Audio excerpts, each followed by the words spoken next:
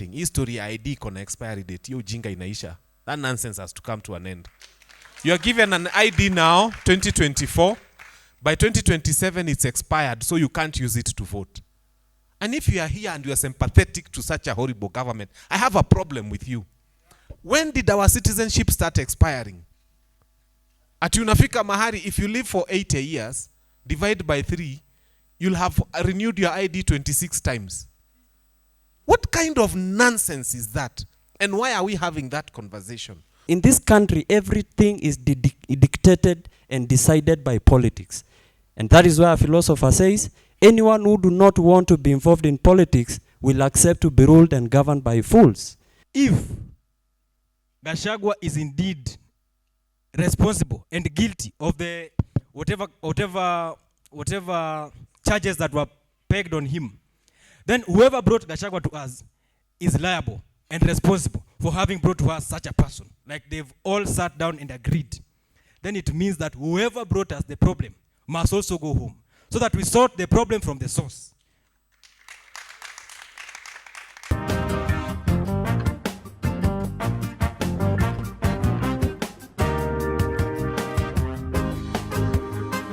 I'm going to introduce this panel. We're going to discuss about politics, leadership, and governance. In this panel, we'll have the Honorable Lucy Mworia. You can take your first seat on the left.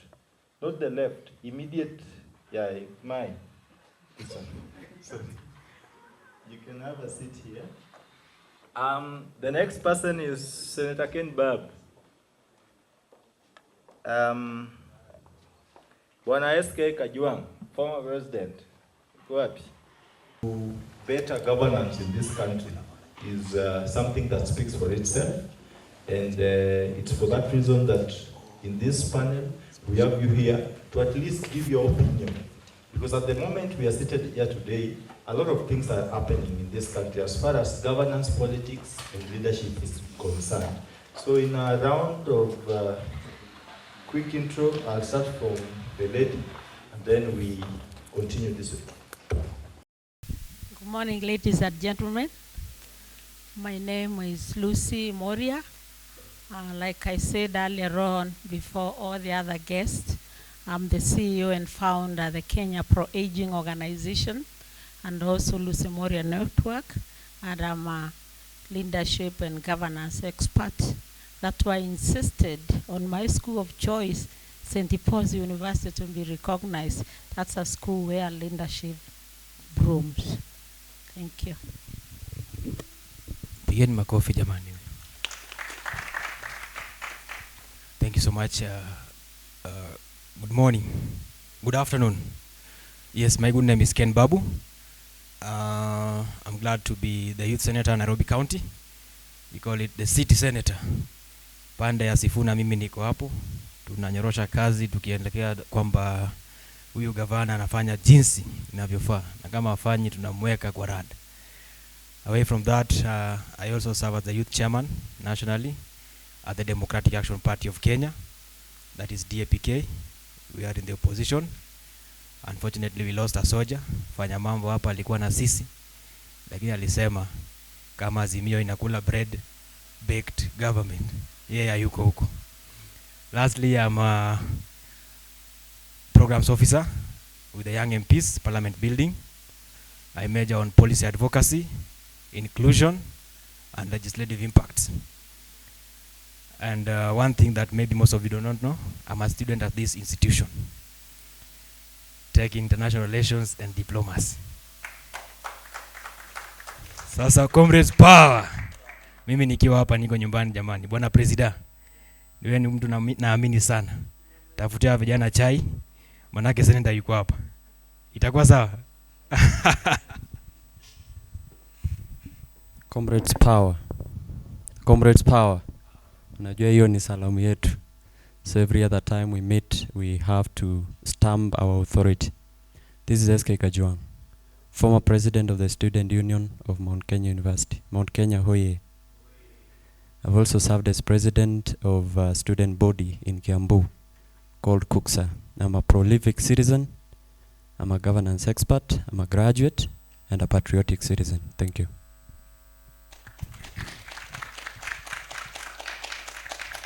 God is good. Good afternoon, everybody. My name is Fanyamambo Kinuthia. Some of you we have met out there. Some of you have interacted with me on their phones somehow. Ka video kamoja kengine kana trend like this. I'm a lawyer by training. I usually say very little about myself, who chose a very different path of law. I started a firm that is unique in its own way. It's called Kilimani Mediation Center.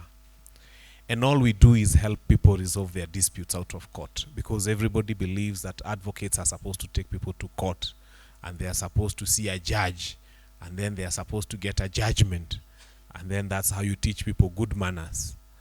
So we are on that side where after you are done trying to prove how good you are by taking people to court, you get tired. 3, 4, 5 years in, and you look for mediation, and you find us telling you, mungeongea tu kitambo wajinga nyinyi. And so that's what I do. So, but when I'm not doing that, of course, we are injecting, and we are saying Ruto must go. That I say without an apology. Thank you very much. You've heard by yourselves. Amesema nini? Amesema nini? Haya. So, let me start with you, Honorable Lucy. According to you, in this country today, are we battling governance, are we battling leadership, or are we battling politics? Do we have leaders, or we have politicians, or we have both, but we love politics? Where are we? Hello. In this country, Yeah, it's working. You can use. okay. I think the major problem in this country is leadership. That's what we are battling. And being a leadership expert, I'll tell you who is a leader. A leader is not a man who has or a woman who has a lot of money. It's not someone who is just known. It's not someone who just shouts. A leader is an influencer, someone who influences his or her followers. Influencing, it is someone who has a vision, a clear vision for his followers. And is able to clearly communicate the vision to his followers in a language that they will understand best, in a manner that they will understand best. And everyone, for your information, is a follower, including the leader. The leader follows the vision, and the followers follow the leader.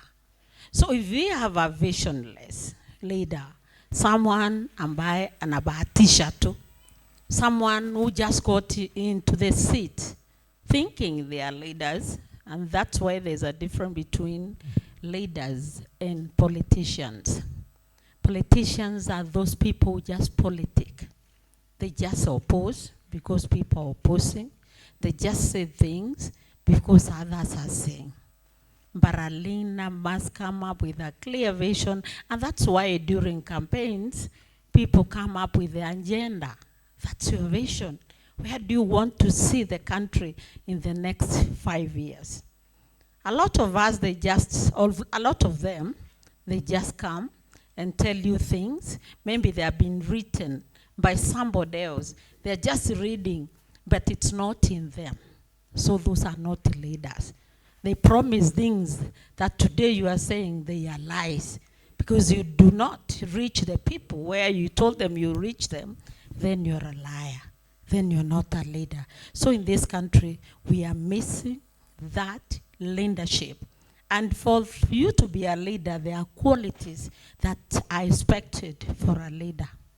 A leader is supposed to be having effective communication skills.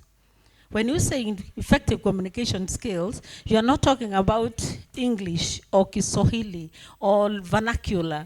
It is a language that is understood very well by your intended targeted group. The language maybe I would use here today when I'm targeting the students, it's not the same one that I would use when targeting primary school pupils. So a leader must be effectively know how to communicate. A leader must be truthful. I'm not talking about the Kashawa truthfulness. So a leader must be someone you can rely on, someone who tells you this is the direction or something is going to happen, this house is about to collapse, and you believe them. But there are those who would say that and you never believe them. So I think, in my opinion, this country, as a governance and leadership expert, we are lacking true leaders. Fanyamambo, do you think we are the problem as people? Purposely, as young people during elections, we recorded voter apathy in the previous general election. Are we the problem as young people and the electorate, or the problem is the people we elect to power, or we both constitute the problematic segment of governance in Kenya? Thank you. Between the age of 18 and 40, we have 16 million voters out of the 22 million voters. Have we offered ourselves for leadership? 16 million out of the 22 million. Why don't we just say we are taking over the 290 constituencies? We are starting a campaign very soon. Nimechoka kukaa kwa TV. Sasa tunatoka. And the campaign is simple, and I beg young people to join me. We are draining the swamp. In this room, we have young people. Hatutaki kuona all that rubbish up there. In this room, we have young people, one good one, who is capable of becoming the member of parliament for this particular constituency. That is the man or the woman that all of us shall back and support to become the member of parliament for this constituency. We have lamented so much about the past. Now we are talking about tomorrow, 2027. And by the way, I was with Okio Mtata on Wednesday when we were doing a press conference because of something new we are starting. History ID kona expiry date. Yo jinga inaisha. That nonsense has to come to an end. You are given an ID now, 2024. By 2027, it's expired, so you can't use it to vote. And if you are here and you are sympathetic to such a horrible government, I have a problem with you. When did our citizenship start expiring? Ati unafika mahari, if you live for 80 years, divide by 3, you'll have renewed your ID 26 times. What kind of nonsense is that? And why are we having that conversation? So as I answer that question about 2027, we are looking at the 290 constituencies, plus the Senate positions and all leadership positions. And we are saying, nyinyi muna concentrate na retain power 2027, sisi the young people are taking over that whole parliament and that whole Senate. There are few good leaders, and we are counting them and we are naming them. Those ones will be lucky from the storm that is coming. But I promise you, just like I've promised myself, and like every young Kenya has promised themselves, we are draining that swamp. And we are only going to be left with very few leaders who are worthy of being there.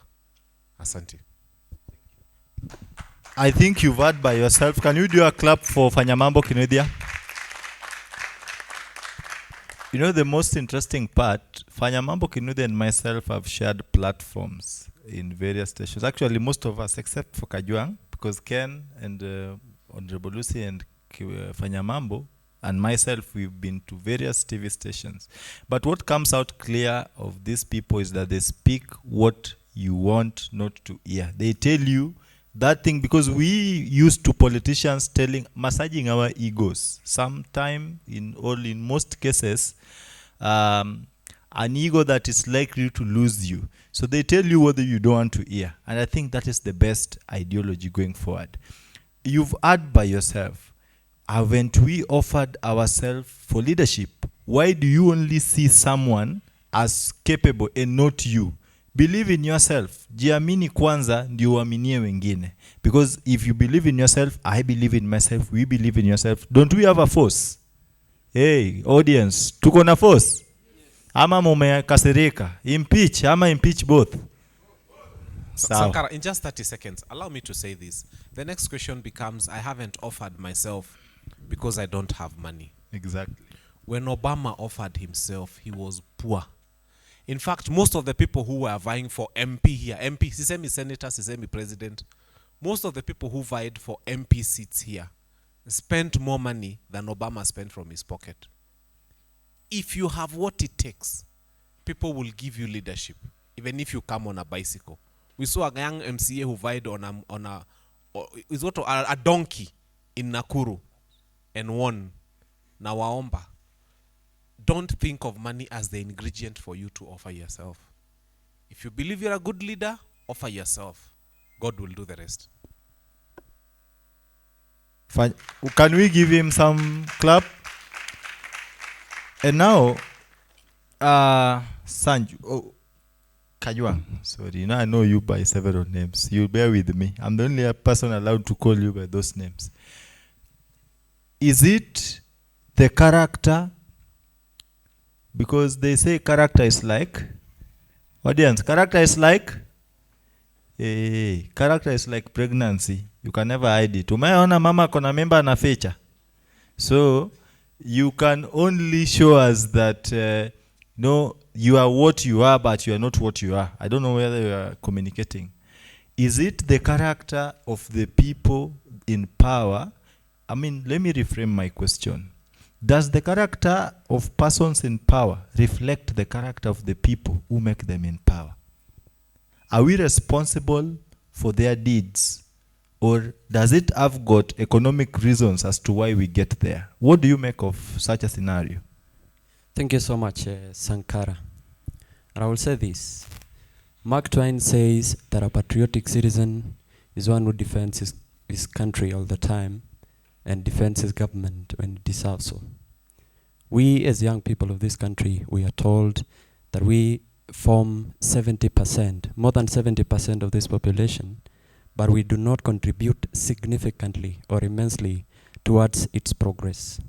And I will say we are conferred by the Constitution under Article 1 that we have the sovereign will and power to decide who leads our country. I will say we elect individuals to positions of power and responsibility, but once they reach that position or once they reach that stance, they do not really practice what the law constitutes and what the Constitution constitutes and what the principle of humanity constitute. Because before having laws, before having a constitution, we first have the principle of humanity. And as people of this country, I will suggest that we've been treated with a lot of contempt. We have been treated with a lot of ill-fated ways that we do not so much deserve. We cannot have a young population with 39.6 unemployment rate. And every other time these politicians come to us, they promise us that once they are elected into positions of power, they will give us or they will create employment opportunities for us. But once they are installed into office, they steal in gigantic proportions. Thuggery becomes the ordeal of the day. And we ask ourselves as responsible citizens, what is our responsibility? Because I would even say, with a lot of confidence, without an iota of doubt, that we are the people who allow those problems to survive. Because if we are patriotic citizens enough and we care a lot about our country, then we cannot continue allowing thieves to steal from the public coffers, which has resurfaced towards us lacking the necessary things that we lack in society, including education, including healthcare. Our economic situations are even dire. Right now, we are having very critical conversations about health. Why must they migrate the former system towards forming another system that they have not been able to explain to us what is the essence of it? And I will say confidently, the greatest impediments toward the progress of this society, Kenya, is corruption. And if we are not going to remove, eliminate, delete corruption from our system, then we cannot call our country to progress. And that is our responsibility and civic duty as citizens of this country, to ensure that each and every other person is brought to book. We cannot have such an educated and intelligent young people of our country not taking key representation positions, including offering themselves to be elected as members of parliament, senate, and even president. Because in this country, everything is dictated and decided by politics. And that is why a philosopher says, anyone who do not want to be involved in politics will accept to be ruled and governed by fools. And therefore we, as young people of this country, must now call these people to order and say, we cannot accept to be ruled by fools. And that is why as a young person, who even has a vision of running and winning the presidency of this country, I have decided that in 2027, I must run for political office. Because I want to add meaning. I want to add a voice. I want to bring amendments into parliament that are going to favor our people. Right now, we have a parliament that is discombobulated by fools. A parliament that does not understand the greater fundamentality of what a citizen should be treated like. We have a parliament that only knows about political sideshows, choreographing, and kupanga goons so they can be able to disturb, destroy, and cause discomposure in political rallies. We must decide as young people that we are going to add meaning to our political and governance system. We must decide as a people that we are going to add meaning to the leadership creed of this country. Until then, we are still going to have this conversation where members of parliament will accept to be given little cash so they can bring a meaningful conversation like impeaching Rigathi Gachagua when the young people of our country are not employed. When we have graduates every other time graduating from all over the country, but they do not have hopes, they do not have homes. Every other situation of our country is ill-fated. Therefore, I'm talking to you directly to your voices, to your faces, that we must start having a meaningful conversation with ourselves and decide that we cannot continue allowing political warlords, we cannot continue allowing political demigods to treat us with the way they want. Thank you so much. A clap for Ken. Vox Populi, Vox Dei. The voice of the people is the voice of God. Kwa wale wajui. In the recent past, on 25th June, our country was tested politically and democratically. We saw the inversion of parliament. We saw the final expansion of the finance bill, the punitive finance bill, which in majority opinion was believed to have been choreographed by the IMF. As we sit here today, would you suggest, or what would you make as your comment now that you are in governance? I've met you, I've interacted with you, and this is our cup of tea on a daily basis. Do you want me to believe that a bad leader is better than no leader? Put that into the context of the leadership we have today. Thank you so much, Sankara and panelists, for those insights that you've given. First, let me say that as a country, we are doing too much politics than what our leaders are doing too much politics than what exactly they should do. Because if you look at the communication or the roles and responsibilities of members of parliament, they are just three. And our members of parliament have failed so much on representation. And that's why we arrived at 25th June at parliament.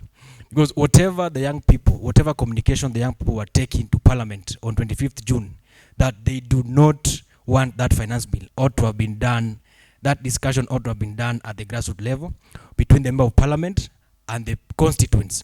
We ought to have had that discussion with my MP in Kisumu West constituency, so that when she's coming to Nairobi, she knows that people of Kisumu West do not subscribe to the finance bill. But because of lack of understanding of the representation part of their role, they opted to listen to their godfathers and their deal makers, and we ended up on 25th June. On that day, we saw members of parliament of Azimio celebrating and pointing fingers towards the Kenya Kwanza MPs. But today, as it stands right now, they are on the bed, they are lying on the same bed, and they are saying, and all of them are unanimously agreeing that we impeach one man by the name Gachagua. I'm so surprised that in a situation where we have the new health program, the fund, that is the SHIF, coming in from NHIF, our mothers and brothers and sisters do not even understand whether she and SHA are human beings or she and SHA are health programs that are meant to actually advance health issues. We are talking in a situation where a patient, and we saw a story of that Mzee, goes to hospital and they are told that NHIF can no longer pay for their services. In the same hospital, the SHIF has not been funded already to pay for that. We are talking a situation where NHIF could pay up to 9,000 for dialysis. And today, SHIF is talking about 2,300. The deficit is on the patient. We are talking a situation where university students cannot be in class because of the new funding model. We are forgetting that the students who cannot be in class today for the university funding model, it is their parents who are now struggling with hospital bills because NHIF is not functional. So one parent is dealing with the university funding model. The same parent is dealing with the SHIF and SHA. The same parent is stressed out on how Adan is going to take over JKIA. So, Sankara, to just respond briefly to directly to your question, we will say that bad leadership is better than having none. But we must also be critical. But to what level? Because where we have reached today, we are in a situation where decisions are made not for the benefit of Wananchi, but for the benefit of individuals who are working towards competing other families in terms of wealth accumulation. We cannot have a government in that. Just allow me clarify on this. Talking about Rigathi Gachagua impeachment, which has been the top of agenda today, and yesterday we saw public participation, which to me, I say, that was not a public participation. It's a collection of individuals with selfish interest participating in the public eye. That is what happened at Bomas and other parts of the country. And I want to say, if Gachagua is indeed responsible and guilty of the whatever charges that were pegged on him, then whoever brought Gachagua to us is liable and responsible for having brought to us such a person. I believe that all of us who are seated here, if not the majority, did not know the person of Gachagua before he was brought on the limelight in 2022. And who nominated Gachagua? The President William Ruto, with the support of MPs kutoka Murima. So if Gachagua is supposed to go home, like they've all sat down and agreed, then it means that whoever brought us the problem must also go home, so that we sort the problem from the source. If we take Gachagua home today, and the guy who brought Gachagua to us bring us another person who is worse than Gachagua, what do? We start up another process of impeaching, spending millions of money in a situation where public participation ought to have been done on and making people understand SHA, and new funding model. We are doing public participation to impeach an individual. Honestly, there's this lack of priority. So what I'm saying is, we have already a bad system of leadership. We are focusing on too much politics. We are focusing on non-issues. We are focusing on issues that are not a priority to the local mwananchi. If Gachagua goes, whether he remains, it's a benefit. It will benefit the people at the top. Because Gachagua is in the office and still in Nyeri, Madira, there are people who are going angry till today. Yes, recently we saw broad-based government. Let me just finish with this. John Mbadi, for instance, was made the CS Treasury. Upiwa Ndai was made the energy. And I can tell you, guys, hata huko Suba, kuna watu wanalala njaa na Mbadi yako Treasury. It does not change so much to you as an individual if the system is rotten from the top.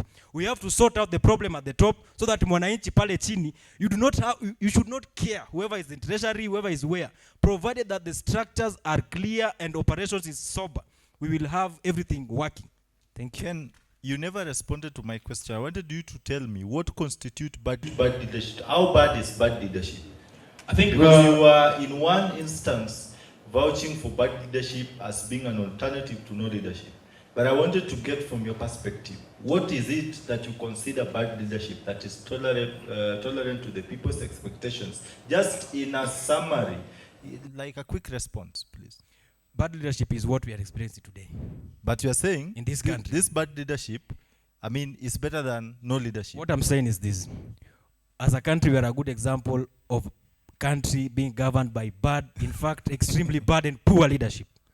But again, we cannot take the direction of South Sudan and lack that bad leadership. So that bad leadership is in the place, but we must deal with it. That's not the responsibility of everybody in this house. We deal with it, just like my brother mentioned, by offering yourself, my brother, to Kisumu East. Anybody who's interested here, go and contest for that seat, so that that difference you think you can make, and apale bungeni, make that difference.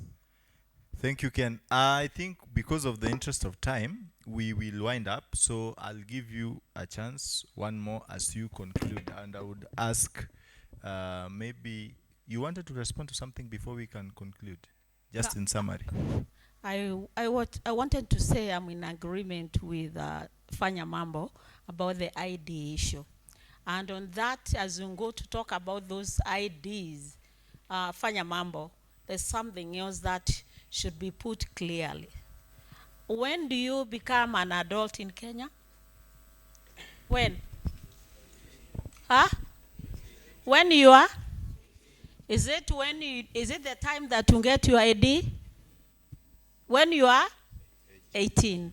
When you're 18 is when you register for your ID to become, a Kenyan adult. And what age do you start voting? 18. So Fanya Mambo, as you go and talk about IDs, in other countries, developed countries, the minute you register for your ID, you are an adult, Kenyan adult, who is ready to vote. There is no need. After you have registered for your ID, that should be the time you should be registered directly as a Kenyan voter. That's what other countries do. And this is a business. Imefanywa every 5 years. We are giving you a month, just a month to register, creating anxiety. Why don't you directly give someone, you get your ID, you get automatic to become a voter. So that is something I want to join you, that group of yours. As a senior mother, I want to help these agencies. Back to you. Back to you. I have a bone to pick with you, youth. We talk, you are 70% of the population of Kenya. And I would thank you and commend you for what you did this year especially. And I hope this is going to translate to something. We have already seen some of you have started now waving. I saw you shouting at one of you yesterday. That should stop. We are talking about your lives. We want to see you serious. There's no one who is going to give you power in your hands. No one will bring it in a platter. Power is taken. Ni lazima muamuke mujitume. Ni lazima muamuke mufanye nini? Mujitume. And you must do something. You must register as a voter, of which I'll join the group which will be saying the minute you register for your ID, you become an automatic voter. Because that is where now they catch us every year. We have so many people with IDs, but they cannot vote. Actually, that's illegal. So immediately you become 18 years, you get your ID, you should be registered as a Kenyan voter. So you guys, challenge to you, let it not just be a talk. And like during the last 2 months, I've been hearing a lot of you youth. I have youth in the house too. Oh, tunajua hawa ni waizi. We know it. And every time we are going to vote, I offered myself in 2017 and 2022 to contest for a member of parliament. Where are the ladies? Hello? Kuna wasichana walikuwa wanasema wanataka kusikia story yangu. Yangu ni hiyo ya kuingia mahali. Mnajua huko Meru? Yeah? Where ladies say little, but I decided to, it has to be you. It has to be meaningful to you. Ni lazima uchukue hatua kama wewe. Hakuna mtu atakuja kuambia mama msichana wewe. Hakuna. No one. Jitume. Kama ule msichana tuliona pale Bomas jana. Unajituma. So ni lazima mchukue sheria mkononi saizi. It is out of order. This country we are talking about is your country. It's not even us. Most of us, we are almost retiring. So take charge. Register for voting. As we push for the minute you are 18, you must be a registered automatic voter. Ndio tusiongee mambo watu hawaku register. That will solve the problem. But they don't want, because that is a stealing window where they steal. To say, oh, watu wana register, pesa itolewe, budget ya nini? Kama tuko na registrar, ule ana register IDs, should register you as a voter that time. As so you make your closing remarks. Yeah, remarks. My closing remark, I said, it's like we, the voters, out of experience, they do not even understand the responsibilities of the leaders we elect. A member of parliament is supposed to be what? What is the work of a member of parliament? To represent, to oversee, and to make legislation. But a lot of them, when you go around there, they are talking about alinipea CDF. I'm glad it is scrapped. I'm for it. Iondolewe. Kwa nini hiyo pesa isiwekwe yote pamoja, education ikuwe free? When do we have to give individuals money to continue campaigning with it? Thank you. So we should also educate our voters, and you can do it in your small capacity wherever you are. Ebu chukua hata mboma yenu ama majirani. Waambie MP kazi yake ni hii. MCA kazi yake ni hii. Senator kazi yake ni hii. And when they come back, like they are going to come back to lie to you, not to me, because I will not allow to be lied to. When they come back, you just account them with a list. You tell them, this is what you said you are going to do. Like we are going to go to say now for the pair that we know. Kufa nani? Kufa ndereva kufa? Because walitundanganya, and we know that. So we should be able to hold any leader and every leader accountable from what they promised us. Enough is enough. No more promises. Kufa ndereva kufa? Makanga. Thank you, Mwesh. Ken Babu, you getting this? I saw it yesterday. People saying kufa dereva, kufa kufa makanga, kufa tan boys na kufa mechanic. Eh? Watakuwa nasema mechanic ni nani?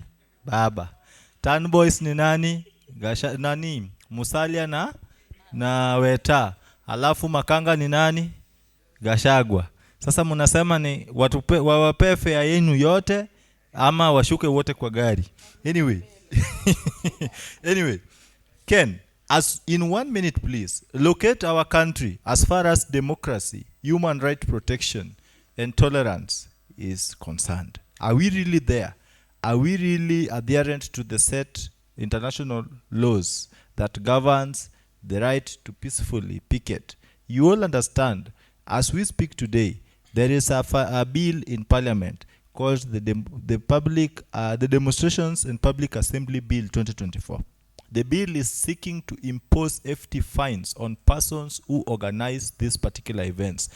But beyond that, the bill is also seeking to know the actual organizers, where they stay, what they do, and the bill is also seeking to pass the economic liability on the person organizing this event. The bill is also seeking to impose fines and clearance fee. Tukitoka maandamano, watu wamechafua town, lazima nilipe hiyo pesa, ndio tufanye usafi after maandamano.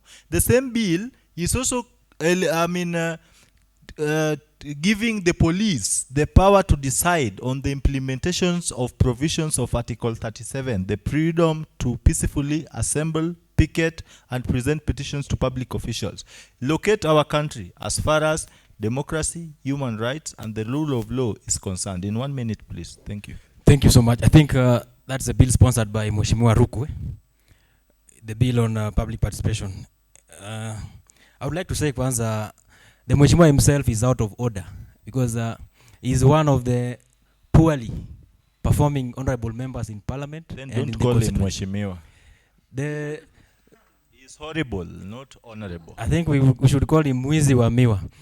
Now, as in regards to what you've asked, I will put it back to the regime because the constitution is very clear on Article 37. mambo ya maandamano, picketing, peaceful picketing, and presenting and submission of petitions. Article 55 is very clear on issues of young people and how the government and the state should protect. But we saw the other day when some activists were taking petition to Harambee House on the list of abductees and those who were killed, and they were mishandled and beaten badly, but the government has not made any communication to that. So, as far as our country is concerned, we still take it back to those who in power. And we put a question. Thank you. Is this how they want us to run this nation? And the biggest question is, one day, if now we take power, like my brother suggested that we should take power, and Mr. William Samoei Ruto, the president today, is now a citizen, old back somewhere in Sugoi, would he wish to be taken through the same situation is taking Kenyans today? If he will not wish that way, then he should now take action and react better way and do things in accordance with the constitution so that we don't mess a generation in the future of this country. Lastly, guys, there is an issue around campaign financing, and my brother mentioned here the issue of blocking yourself from contesting because you do not have money. It is an intentional blockage by the members of parliament, actually those who are in parliament, to ensure that the campaign financing act or bill is not put to place so that we can have a cap. Kwamba tuseme, ukitaka kuwa mbunge, you cannot spend more than 100,000. That's why you find somebody, Ken Sankara hapa maybe, spending 100 million to become an MCA with a salary of 87,000. So the question is, what is it that is hidden in that seat that would spend 100 million to earn 87,000? Those are the questions that we need to be asking. And the moment we get answers to those questions, we will be able to put into place right leaders and front ourselves to contest and actually win elections. I will be on the ballot. I will be on the ballot. Wale mnatoka Kisumu, like my brother Sankara, yeye akiwa pale na wakilisha East, na mimi niko pale na wakilisha West. Na sasa sisi wote ni Kennedy jamani. Na anauliza, muko tayari bwana? Thank you. You've had for yourself, eh? We are there. Sanju, is it the problem of policing policies? Do we really need to disband the Kiganjo curriculum, or we need to train the people implementing the law enforcement? Is it a problem with the people or the people enforcing these laws? Just in 1 minute. Thank you. Don Jinping says that if you want to catch a rat, you take the best cat that can catch the rat. The problem we have in this country is ethnicity. And a high-ranking member of the cabinet, last month, went to Nyanza and said that because we are Nilots, we need to regroup and form a government. And it really perturbs my mind because we are employing people because they are politicians. We are not bringing people because they have the skill set and the knowledge to do the job. That is why in most of the prostatal government corporations, even cabinet ministries, we have political leaders or political people who have been rejected by the people. So the problem that we have to stamp authority as young people of this nation is to kill ethnicity. Because with ethnicity, ukisema mimi ni Mjaluo, ukisema mimi ni Masai, ukisema mimi ni Mkikuyu, I will only protect the other person next to me because he or she comes from my tribe is really mistaken.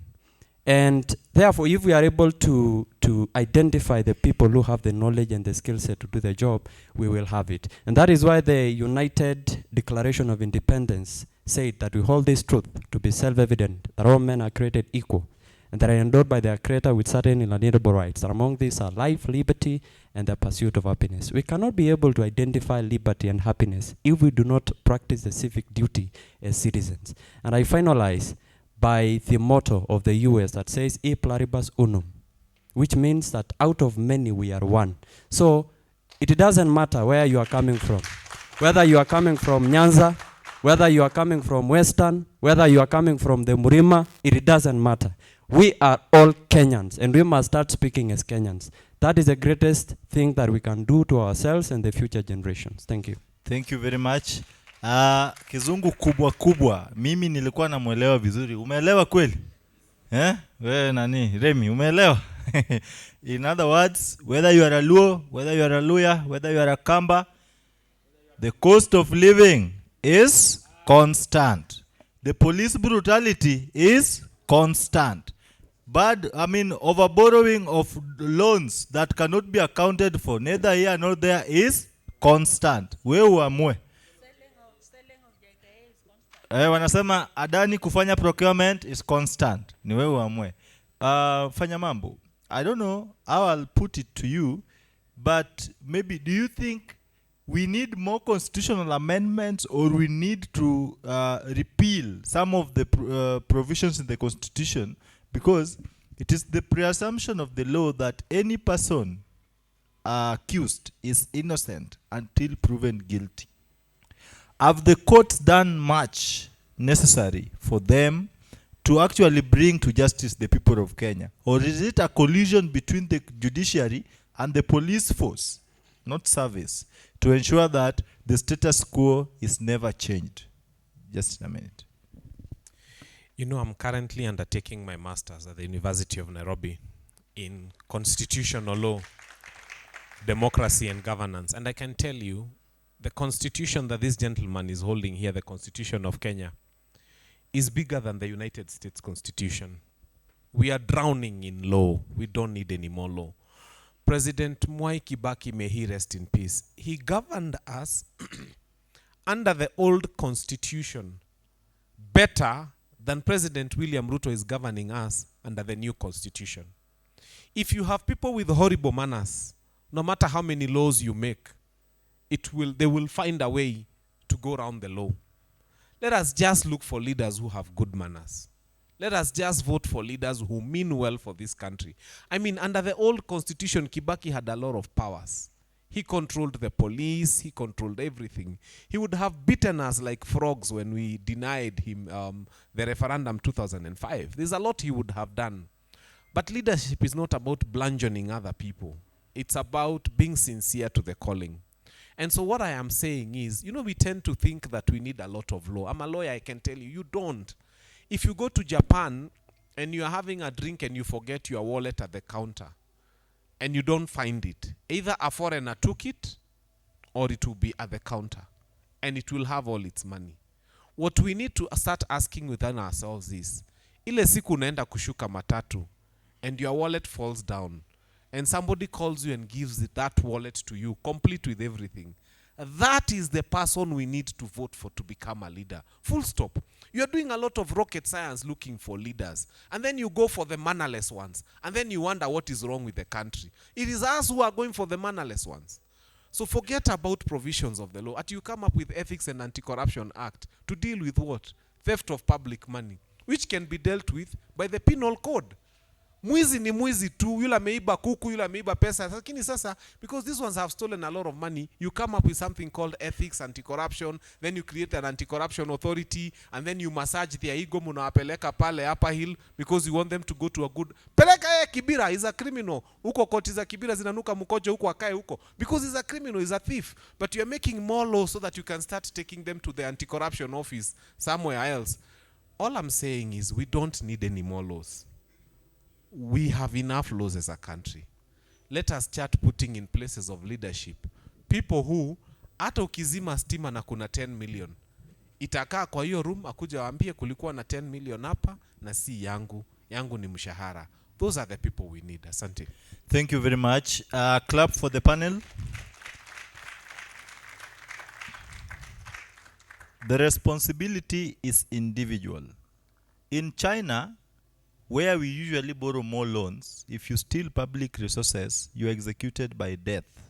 In North Korea, where most of our politicians do dismiss when we're on TV, I try to equate the scenario in North Korea and Kenya, they tell me North Korea has no law. Because there, failure to execute your constitutional responsibility is punished by death. And then we go to Vietnam. In the recent past, a real estate tycoon was sentenced to death. In China that I mentioned, in 2013, they executed 2 deputy mayors by hanging. Then in Kenya, in 2013, we elected ICC suspects to the office of the presidency. And then we expect goodies. Are we not failures? Hey, tuseme ukweli, are we not failures? The responsibility is individual. Before we can vote for good leaders, are you as good as the person you want to be? Wewe ukienda hospitali, you know that Ochieng or Wanjiku is your friend and your neighbor. Because she works at the reception, you wake up very late. You go to the hospital, you don't want to queue. You call Wanjiku, nisha fika, nimevaa shati ya white. Are you being a person of integrity? Hiyo integrity unasema this chapter 6 of the constitution is not being implemented. Are you implementing it? I believe we are preparing for a better tomorrow as a nation. Thank you. And thank you very much for gracing this panel. We can clap for them as they resume their seats.